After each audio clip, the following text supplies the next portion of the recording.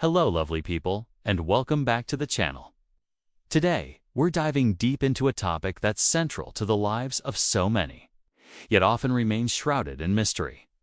The menstrual cycle. It's so much more than just your period. Think of it as your body's own monthly rhythm, a complex and beautiful dance of hormones that affects everything from your energy levels and mood to your skin and cravings. Understanding this cycle is like unlocking a superpower. It empowers you to work with your body, not against it, optimizing your health, fitness, and overall well-being. So, grab a comfy seat and a cup of tea, because we're about to unravel this hormonal mystery together. By the end of this video, you'll see your cycle in a whole new light. Let's start by breaking down the menstrual cycle into its 4 distinct phases. Imagine it as a story that unfolds over about 28 days, though it's totally normal for it to be a bit shorter or longer. The story begins with the menstrual phase.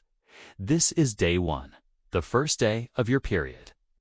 During this time, the uterine lining, which had built up in preparation for a potential pregnancy, is shed.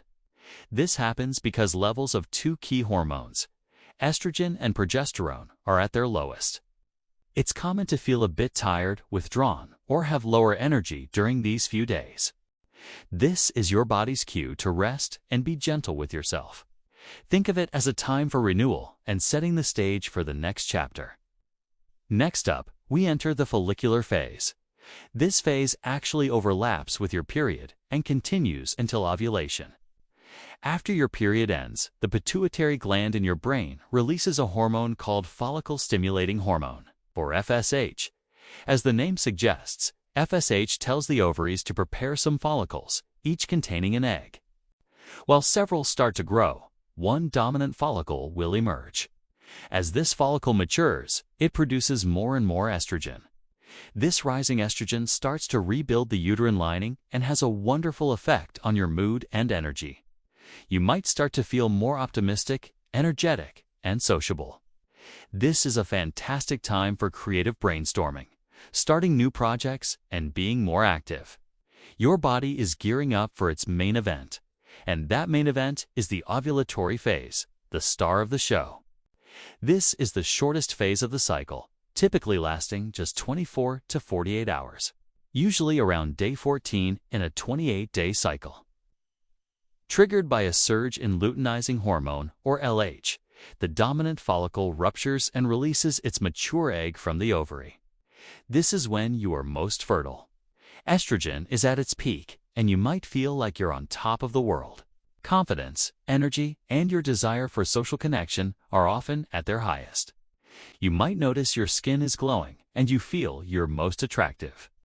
This peak hormonal state makes it a great time for important presentations, social gatherings, or tackling a challenging workout. It's your body's biological prime time. After the excitement of ovulation, we transition into the luteal phase. This is the final chapter, lasting from ovulation until your next period begins. The ruptured follicle, now called the corpus luteum, starts producing progesterone, along with some estrogen. Progesterone's main job is to maintain the thick uterine lining, creating a welcoming environment for a fertilized egg. In the first half of this phase, you might still feel pretty good with stable energy and mood. However, if pregnancy doesn't occur, the corpus luteum begins to break down. This causes both progesterone and estrogen levels to drop dramatically in the last few days before your period. And this hormonal plunge is what often triggers the premenstrual symptoms, or PMS, that many of us are familiar with. Let's talk more about that late luteal phase, often known as the premenstrual phase. This is when you might experience things like mood swings, irritability, bloating, fatigue, breast tenderness, and cravings. It's not you, it's the hormones. The sharp decline in estrogen and progesterone can affect brain chemicals like serotonin, which regulates mood.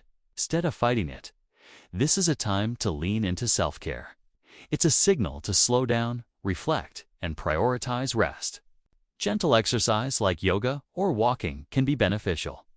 Nourishing your body with complex carbs, magnesium-rich foods like dark chocolate and nuts, and staying hydrated can also help manage these symptoms. It's about listening to your body's need for quiet and comfort before the cycle begins anew. So, how can we use this knowledge to our advantage? It's all about cycle syncing, aligning your lifestyle with the different phases. During your menstrual phase, focus on rest and gentle movement. For your diet, prioritize iron-rich foods to replenish what's lost. In the follicular phase, as your energy returns, it's time to ramp things up. Schedule important meetings, tackle creative projects, and start increasing the intensity of your workouts. During ovulation, capitalize on your peak energy and confidence. This is the perfect time for high-intensity interval training, networking, and public speaking.